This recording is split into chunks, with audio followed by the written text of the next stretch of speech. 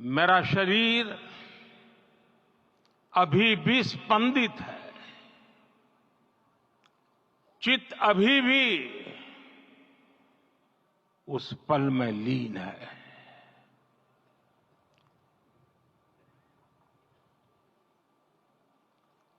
हमारे रामलला अब टेंट में नहीं रहेंगे।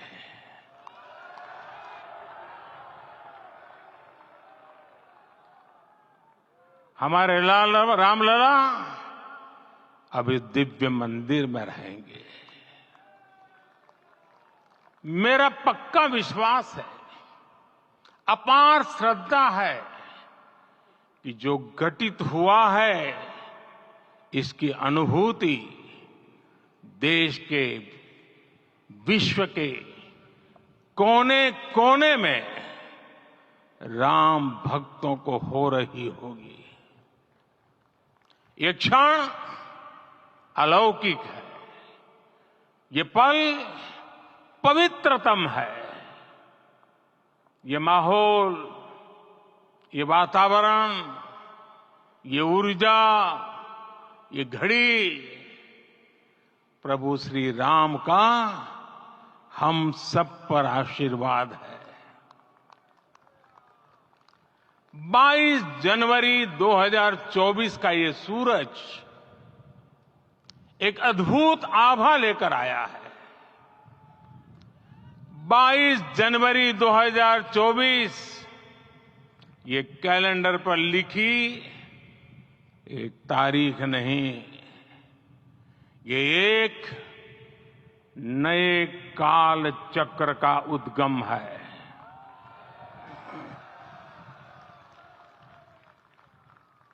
राम मंदिर के भूमि पूजन के बाद से प्रतिदिन पूरे देश में उमंग और उत्साह बढ़ता ही जा रहा था।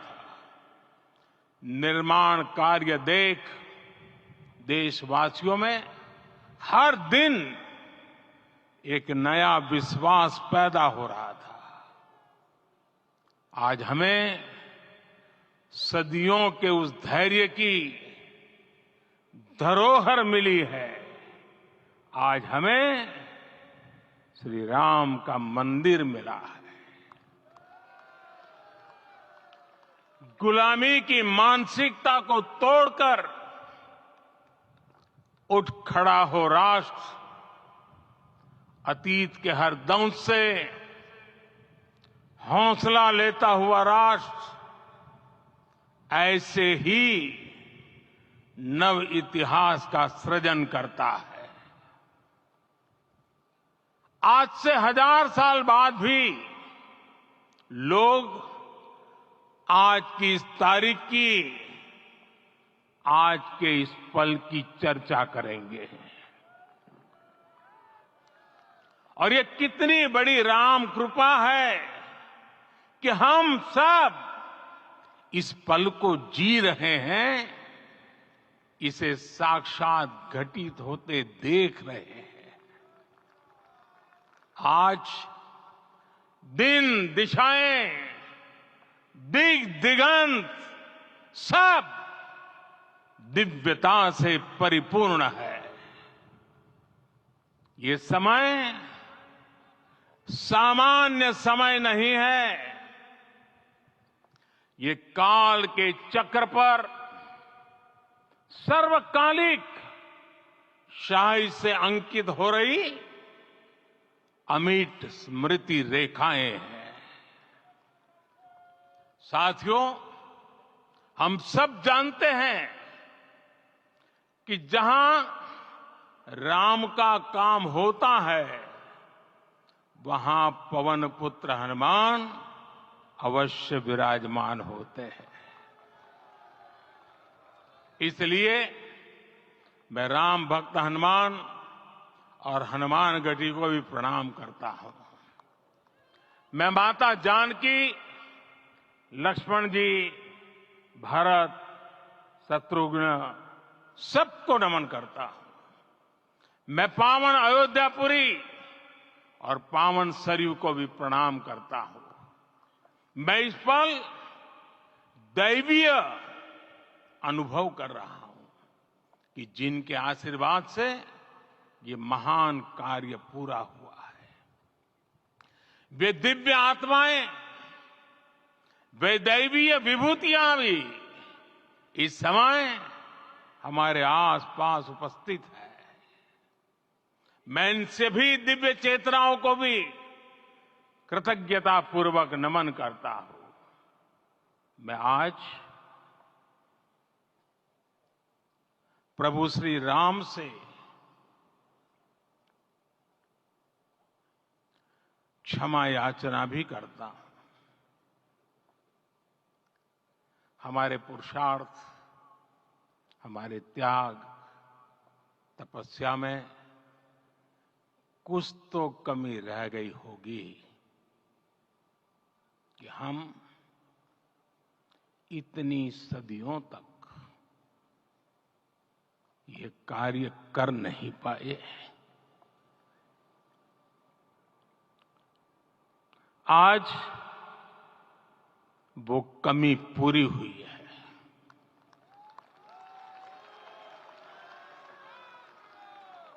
मुझे विश्वास है प्रभु राम आज हमें अवश्य क्षमा करेंगे। मेरे प्यारे देशवासियों, त्रेता में राम आगमन पर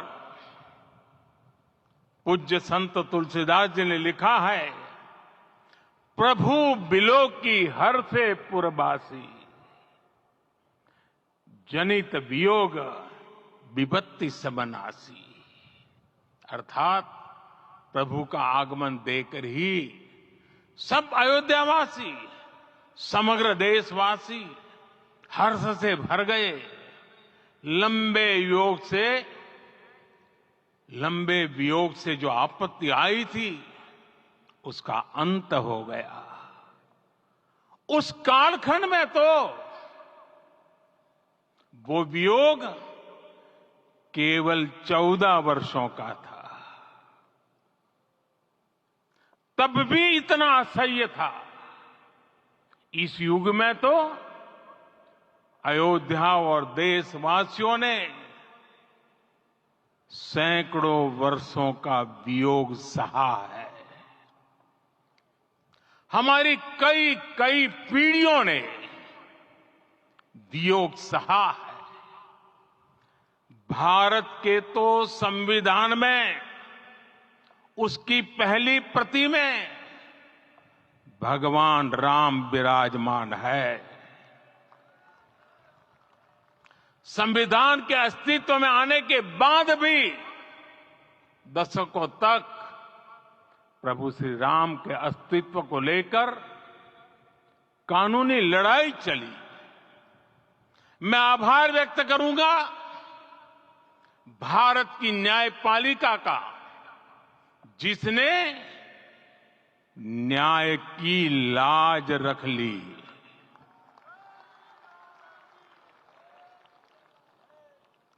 न्याय के पर्याय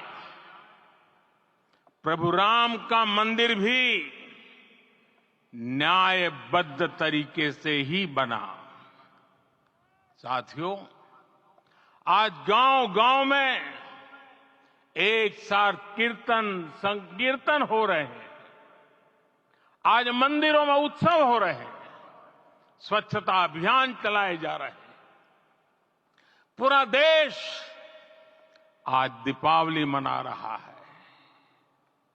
आज शाम घर घर राम ज्योति प्रज्वलित करने की तैयारी है। कल मैं श्री राम के आशीर्वाद से धनुषकोडी में राम सेतु के आरंभ बिंदु अरिचल मुनाई पर था। जिस घड़ी प्रभु राम समुद्र पार करने निकले थे, वो एक पल था जिसने काल चक्र को बदला था।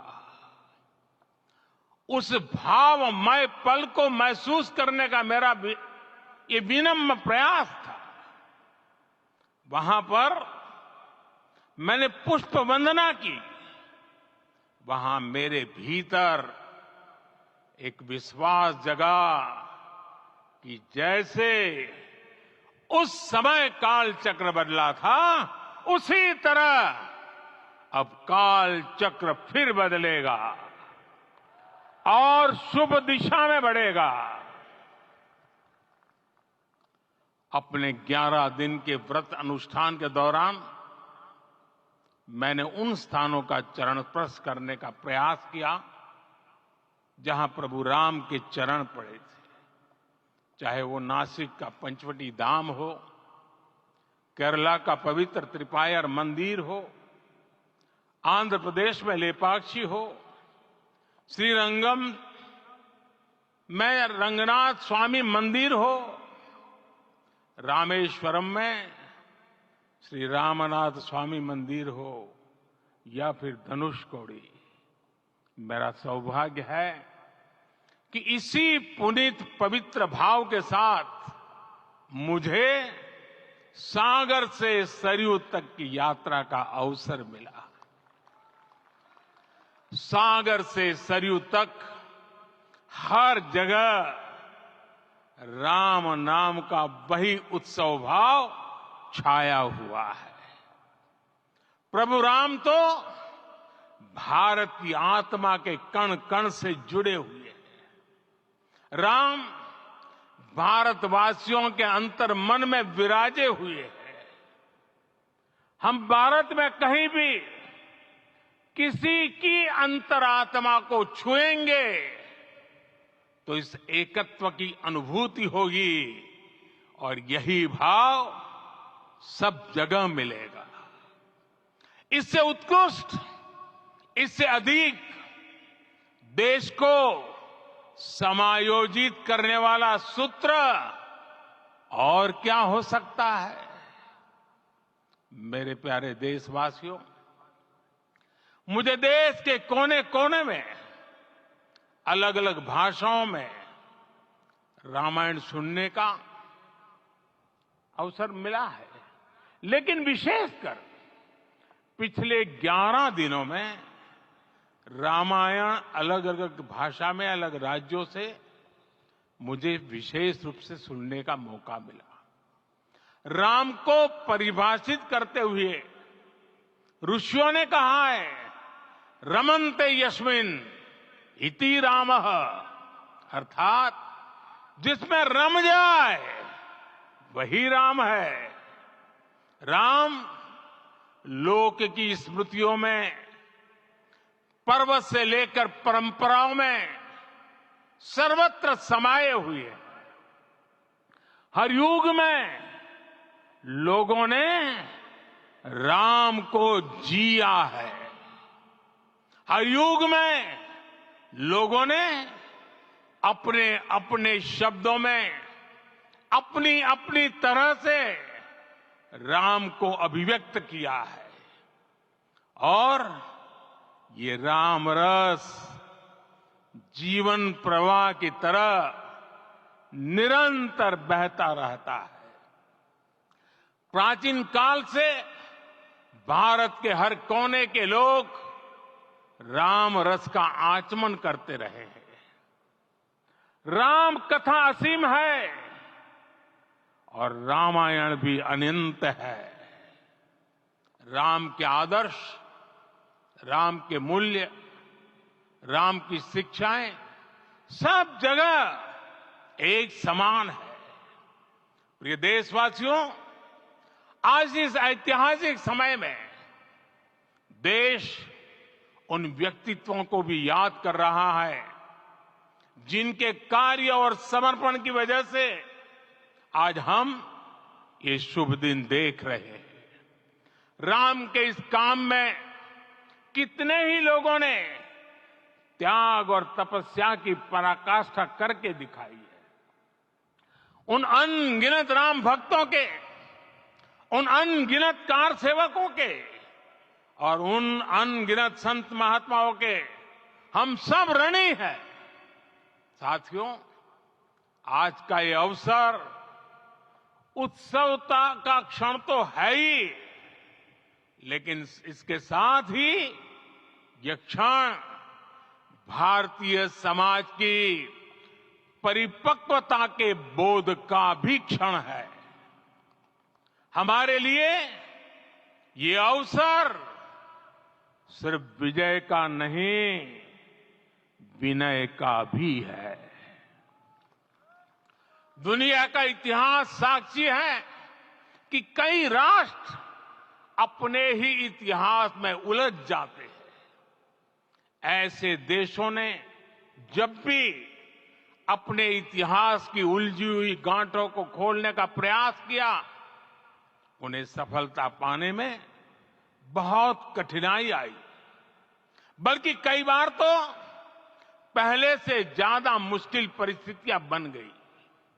लेकिन हमारे देश ने इतिहास की इस गांठ को जिस गंभीरता और भावुकता के साथ खोला है, वो ये बताती है कि हमारा भविष्य हमारे अतीत से बहुत सुंदर होने जा रहा है। वो भी एक समय था जब कुछ लोग कहते थे कि राम मंदिर बना तो आग लग जाएगी। ऐसे लोग भारत के सामाजिक भाव की पवित्रता को नहीं जान पाए। रामलला के इस मंदिर का निर्माण भारतीय समाज के शांति, धैर्य, आपसी सद्भाव और समन्वय का भी प्रतीक है। हम देख रहे हैं ये निर्माण किसी आग को नहीं, बल्कि ऊर्जा को जन्म दे रहा है।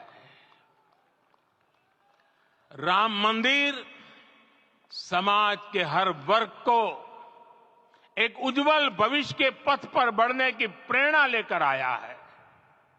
मैं आज उन लोगों से आह्वान करूंगा, आइए आप महसूस कीजिए, अपनी सोच पर पुनर्विचार कीजिए। राम आग नहीं है, राम ऊर्जा है। राम विवाद नहीं, राम समाधान है। मानस के साथ ही जनमानस में भी हो, यही राष्ट्र निर्माण की सीढ़ी है।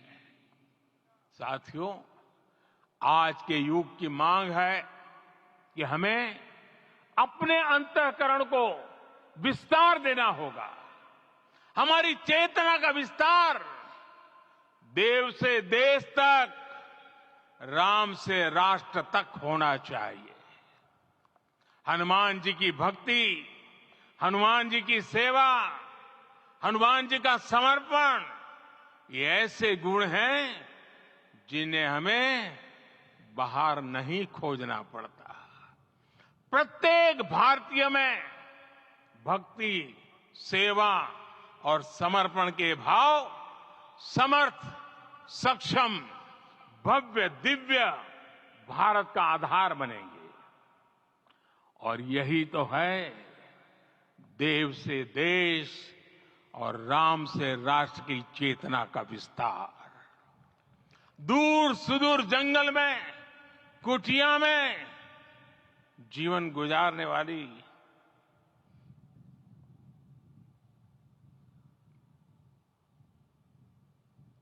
मेरी आदिवासी मां शबरी का ध्यान आते ही अप्रतिम विश्वास जागृत होता है। मां शबरी तो कब से कहती थी, राम आएंगे।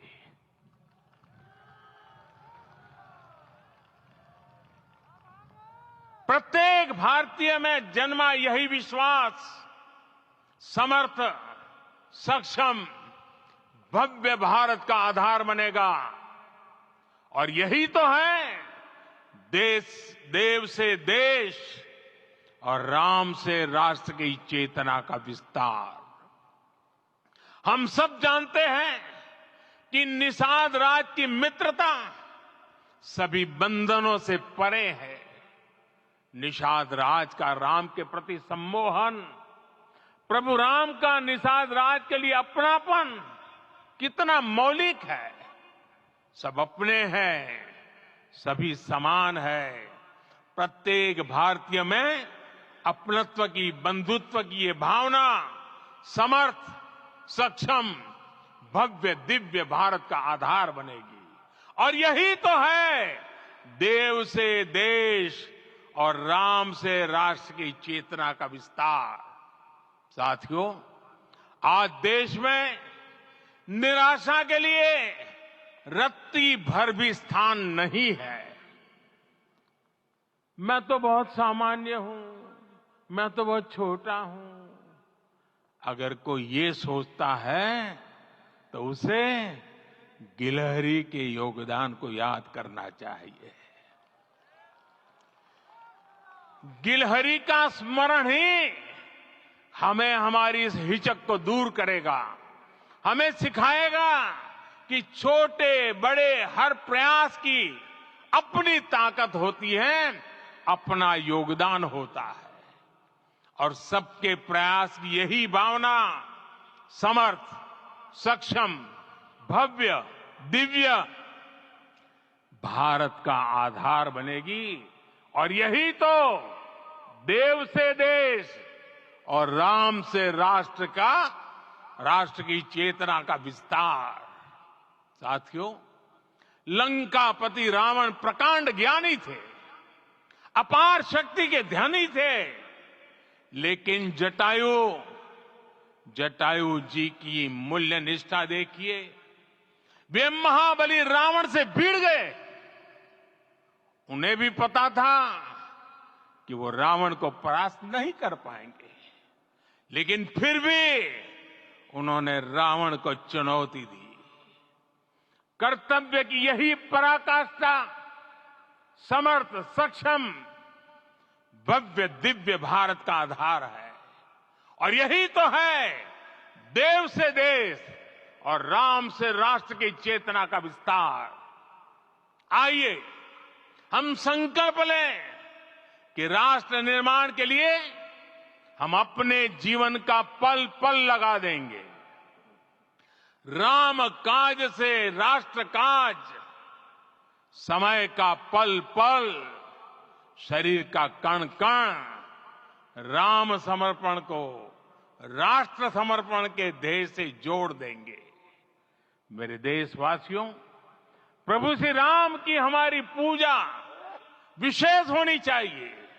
ये पूजा स्व से ऊपर उठ करके समष्टि के लिए होनी चाहिए। ये पूजा अहम से उठकर वयम के लिए होनी चाहिए। प्रभु को जो भोग चढ़ेगा वो विकसित भारत के लिए हमारे परिश्रम की पराकाष्ठा का प्रसाद भी होगा। हमें नित्य पराक्रम, पुरुषार्थ, समर्पण का प्रसाद प्रभु राम को चढ़ाना होगा। इनसे नित्य प्रभु राम की पूजा करनी होगी, तब हम भारत को वैभवशाली और विकसित बना पाएंगे। मेरे प्यारे देशवासियों, ये भारत के विकास का अमृत काल है। आज भारत युवा शक्ति की पूंजी से भरा हुआ है, ऊर्जा से भरा हुआ है। ऐसी सकारात्मक परिस्थितियां फिर न जाने कितने समय बाद बनेगी। हमें अब चूकना नहीं है, हमें अब बैठना नहीं है। मैं अपने देश के युवाओं से कहूंगा, आपके सामने हजारों वर्ष की परंपरा की प्रेरणा है। आप भारत की उस पीढ़ी का प्रतिनिधित्व करते हैं जो चांद पर तिरंगा लहरा रही है।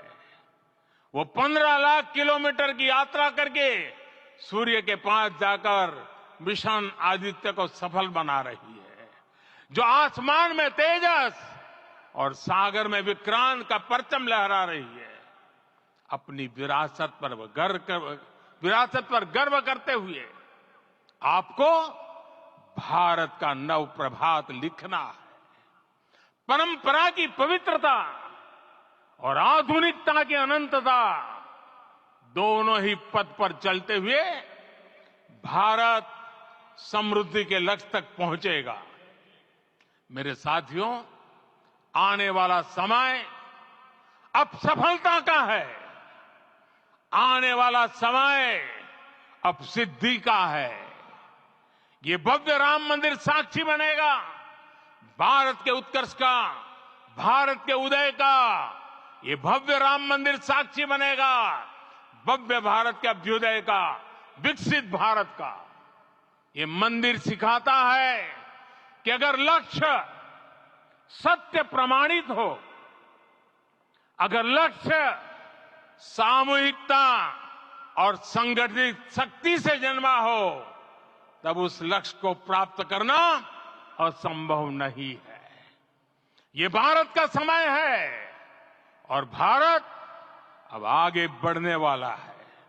शताब्दियों की प्रतीक्षा के बाद हम यहां पहुंचे हैं। हम सब ने इस युग का, इस कालखंड का इंतजार किया है। अब हम रुकेंगे नहीं, हम विकास की ऊंचाई पर जाकर ही रहेंगे। इसी भाव के साथ रामलला के चरणों में प्रणाम करते हुए आप सभी को बहुत बहुत शुभकामनाएं। सभी संतों के चरणों में मेरे प्रणाम। सियावर रामचंद्र की, सियावर रामचंद्र की, सियावर रामचंद्र की।